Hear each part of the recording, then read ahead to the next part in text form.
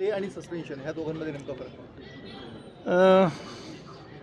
याच्यामध्ये फरक असा आहे की डिस्क्वालिफिकेशन जे आहे 2 वर्ष किंवा 2 वर्षापेक्षा जास्त एखाद्या MLAला किंवा मेंबर ऑफ पार्लमेंट किंवा लेजिस्लेटिव्ह असेंब्लीच्या मेंबर्सना जर 2 किंवा 2 वर्षापेक्षा जास्त शिक्षा झाली तर ते मेंबर म्हणून डिस्क्वालिफाय ठरतात. तर हे डिस्क्वालिफिकेशनसाठी स्टे ॲप्लिकेशन वेगळं दाखल केलेलं आहे. बरोबर. जर स्टे मिळाला तर ते आत्ता तरी अपील पिरियड संपेपर्यंत किंवा अपील फायनली डिसाईड होईपर्यंत त्यांचं कामकाज चालू राहील जर स्टे मिळाला तर.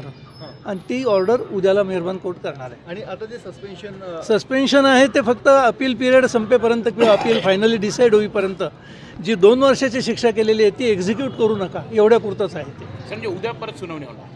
उद्या पुन्हा सुनावणी होईल. स्टे ऑर्डरवरती मी आज आर्ग्युमेंट केलेलं आहे. उद्याला आता सरकारी वकील साहेबांचं आर्ग्युमेंट ऐकून घेते. म्हणजे अपिलावरची कारवाई सुरू असेपर्यंत शिक्षेला स्थगिती म्हणता येईल. बरोबर. सर, याच्यामध्ये माजी मंत्री तुकाराम दिघोळे यांचे जावई आशुतोष राठोड यांनी देखील युक्तिवाद करण्याचा प्रयत्न केला.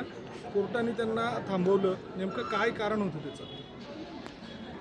जे अपील दाखल केलेलं होतं ना, अपिलामध्ये जे आम्ही 2 प्रेयर्स केलेले होते, एक सस्पेन्शनचा आणि स्टेचा, ते या दोन्ही प्रेयर्सना दोन्ही विनंत्यांना विरोध करण्यासाठी म्हणून स्वर्गीय तुकारामजी दिघोळे यांच्या कन्या स्वतः ॲप्लिकंट हजर झाल्या होत्या आणि त्यांनी हे ऑब्जेक्शन घेतलेलं होतं की आम्हाला स्टे देण्यात येऊ नये.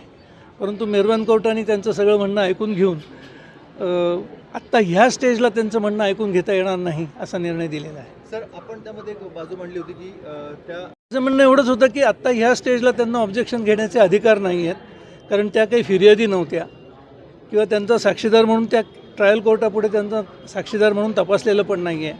त्यामुळे आत्ता त्यांना अधिकार नाही ह्या स्टेजला. दिस इज प्रिलिमिनरी स्टेज. अजून सरकार पक्षाला पण नोटीस निघालेली नाही. ते निघायच्या आधीच कोणीतरी स्वतःहून अपियर होतं आहे, तर त्याला माझं ऑब्जेक्शन होतं. उद्या नेमकं सर निकाल म्हणजे आता राखीव हे ठेवलेलं आहे न्यायालयाने, नेमकं कशावरती स्टे ऑर्डरवरती निकाल मिळेल.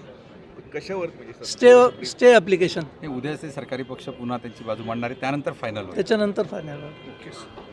म्हणजे उद्या फायनल निर्णय उद्या होईल. थँक्यू.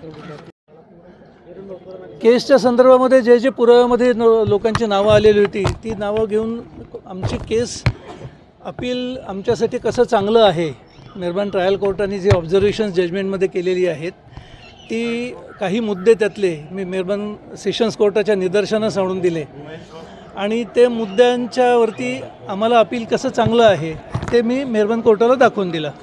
सर आता याच्यामध्ये शिक्षेला स्थगिती दिलेली आहे की म्हणजे 1 महिन्याच्या अपील? या अपील दाखल करताना आपण अपिलाबरोबरच 2 वेगवेगळे अर्ज दाखल केले होते.